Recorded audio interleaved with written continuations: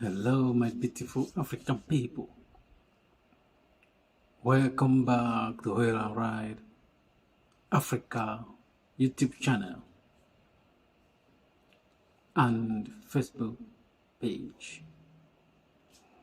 Today we are back again talking about the high risk of our young African single men abroad traveling back home to get married. But today we are talking about those that have the intention of getting married and leaving their wives to stay in Africa where they're back in abroad. And in most cases, they'll be going back and forth to visit their wife, which they left back home, and come back again in abroad. And some is gonna be short-term measure, but some just want this to be like the way they want it to be. They don't want their wife to come and live in abroad. And in most cases, their wife might be coming for just holiday and go back to live in Africa.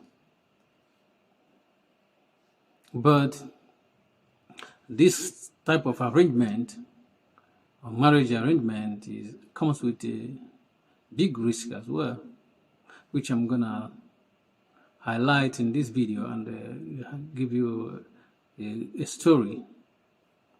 A real life story. This is still currently going on. This story I'm gonna tell you today. But before I go further, I would like you to do me a favor. Please like our video and subscribe to our YouTube channel. I'm trying to help this here African brother trying to build his channel. We want to get to that magic number of 100 subscribers. And I'm gonna be happy if I get to 100 before February finishes. That would be good. And please, I want you to help me do that by liking our video and subscribing to our channel. It helps us to reach more people. Thank you in advance if you do that. So let's come back to our main story today about this I still call this nuclear option as well, because it's nuclear option. You go back there, get married to a random woman, and leave the woman there. And some will be talking to their woman every day. Some will not be talking to them. The social media and help us to keep in touch with one another these days. So it's not like olden days. If you leave your wife, you might not, you may call her like once in a month or twice. But now, if you want, you can be talking to your wife every day if you leave her there. But it comes with a big risk as well. As the story I'm gonna tell you will show you that. There's one problem of leaving your family, your wife back home, is that you are away from your children. Like if your wife have children, if you have children and is living with your woman in Africa, you as a man abroad, you are not really there for these children, and it's good to be anywhere your children is. It's good to be there with your children and see them grow up.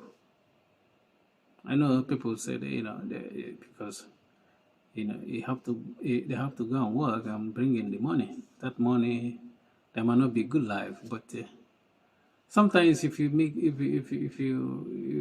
get this money and maybe your children start misbehaving because you're not there as a father figure for them, even if you speak to them every day, it's different experience from them seeing you every day. That's why it's good for me personally. If I have children, if God give me children, I want to be there with them. I don't want this kind of arrangement to separate my children. When anywhere I'm living, I want my children to live with me there, so that I see them grow up. And when you have this arrangement, your children is living apart from you, and your wife as well. I don't think it's good for the woman, and I don't think it's good for the children as well. I don't think it's good for you as well. But let me go ahead and give you this story. It's a real life story, you know. This guy, you know, he got married to his sweetheart. I think they knew each other before the guy traveled, I believe. So the guy traveled, you know, and went back and married this girl, you know, and he brought this girl for a holiday, you know, to come and stay for 1 month abroad. I'm not going to mention the city, but because I tried to hide the identity of this guy. And the girl stayed 1 month with him, and I think he said that, you know, the way she was moving when she was abroad, he doesn't trust her to, you know, live abroad with him. So she went back home, and this guy set a business for this woman. This business aspect I'm gonna, you know, talk about, you know, because there's a lot of stuff that went wrong in this business. And it's a big business. He put a lot of money into this business, you know. He wants the wife. He made the wife in charge of the business. And the business, I don't want to mention this business name by name, but this business, the way they arrange it is that they do like something like subscription. If you are coming to do business with it, in the place, you have to subscribe, and any payment you are paying to the business, so that it's gonna be like bank transfer, monthly subscription. And this man made the wife in charge, so she has run this business for more than 2 years. And the man said, "Okay, let's can you give me a breakdown of how this business is doing, and can you give me account? Can you make an account? Give me a comprehensive account of how this business is doing, so that, you know, whether he will put more money on the business, or he's gonna, you know, you're gonna close the business if it's not making money." So she refused to do any account of this business. But the man noticed that, you know, this business is losing money because it's not making money as it's supposed to be. And they have, you know, the premises where they are doing this business doesn't belong to this man. You know, he's paying rent, rented space. So at a point, he said, "Okay, you know, I cannot continue throwing my money in this business without any accountability." No, because sometimes some of our African men are very smart, you know, they think ahead, you know, the way they think, the way this man, you know, I spoke to this man, you know, the way he was speaking, you can know that he's very smart, you know, because as I'm going to tell you in this story, how he went about to, you know, what he did with this, his wife and this business, that the wife was in charge. So he said, the guy said, "Okay."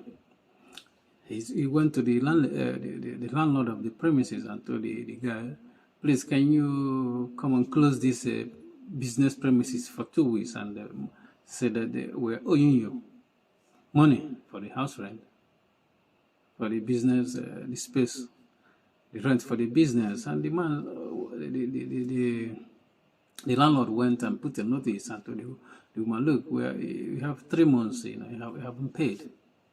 Which is true. The man purposely left the business and paid the house the premises rent.